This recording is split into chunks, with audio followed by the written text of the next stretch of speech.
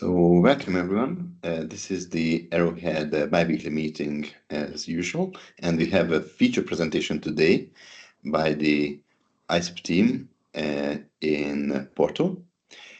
Our presenter is Bernardo Cabral, and the title of his feature presentation is Multi-Layer Authentication Using Covert Channels. So Bernardo, the floor is yours. Thanks, Paul. So, what are covert channels? So, covert channels are unconventional ways that mostly attackers use it to transfer information between them. There are two types of covert channels, the storage and timing covert channels. Storage covert channels, let's say that, for example, in TCP, we alter the headers to send an obfuscated message. In timing covert channels, it's a little bit different. We use, for example, let's say delays for between let's say 5 seconds to 5 seconds, and we can encode that to transfer information. So we think in covert channels like a little bit beyond the attacks.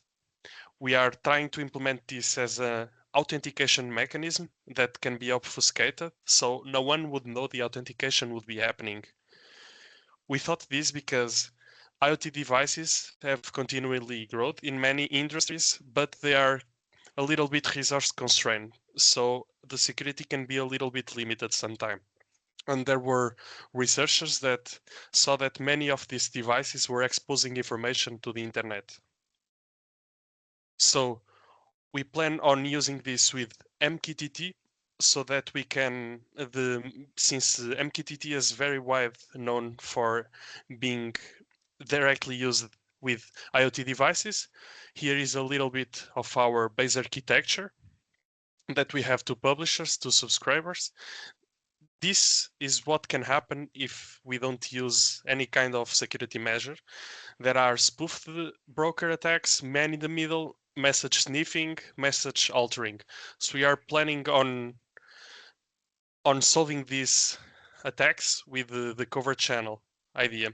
So, for example, weak credentials could be prevented since we don't use any credential manually created or generated. We can prevent like insecure transmission since our covert channel also encrypts the message. Denial of service attacks can be prevented since unauthorized devices can be blocked since they don't know the authentication mechanism. And for example, in broker vulnerabilities, since the broker could be exposed or compromised, they don't know how we can authenticate the message and how we use the covert channel, so we could prevent messages being exposed. This is the architecture we plan to use with the covert channel, where we have the middleware and the authenticator. The middleware is the device that is directly connected with our IoT. Basically, our middleware will use something that hook the send function of the network card, so we would be directly altering the packet even without being sent to the network. The authenticator mechanism would read the MQTT message normally and would decode the covert channel to verify the authentication. This would only be the threat points that we would have. So for example, let's say our IoT publisher connected to the middleware, this is the only exposed point, but if it's directly connected, we could prevent this. We are planning on using a multi-layered covert channel. We use as our base protocol the MQTT, but we are planning to implement TCP and physical layer as our, for example, to improve the security in the covert channel and obfuscation. We are using Arrowhead.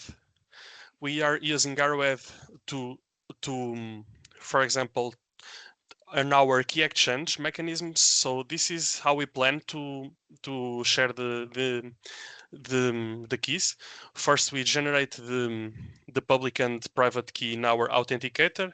Then we share our public key to the middleware, and our middleware will store the authentication public key, generate a IS key, or that we call the shared secret, and then we send encrypted the IS key to our authenticator using the authenticator public key.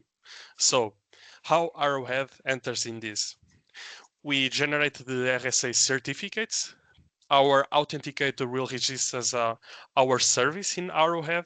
So when middleware orchestrate the orchestration request to our hardware, we will then get our get our public key and the protocol, the port and the host that we can use now to communicate with our authenticator. Then we can generate the IS key and share it with our authenticator.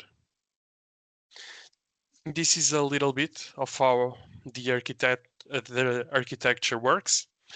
We first capture the MQTT send payload, for example, the publish payload. Then we generate a challenge using our middleware private key, then a counter and a signal snare from our physical layer. Then we solve that challenge, encrypt the message, and then send the message and the challenge to our authenticator. Since our authenticator has our shared secret, it uses that to generate the same challenge and our counter. Why do we use the counter here? Is for example, let's say that we lost a message. We can use this counter to, for example, let's say 1 to 5. If we lose the message more than 5 times, then we say that we can't authenticate that devices. But our authenticator will increase, for example, 1 to 2 to 3 to 4 and 5, so that we will check the verification, and if it matches the challenge solved from the middleware, it says that it's authenticated and we can go. This is one of the projects that we are developing. We also have another one that is currently being developed, but we are fixing some things there, and then we can present too. Thank you. Hey, thank you very much. It's really nice. Thank you. Any questions from the audience to the presentation? Let me stop recording.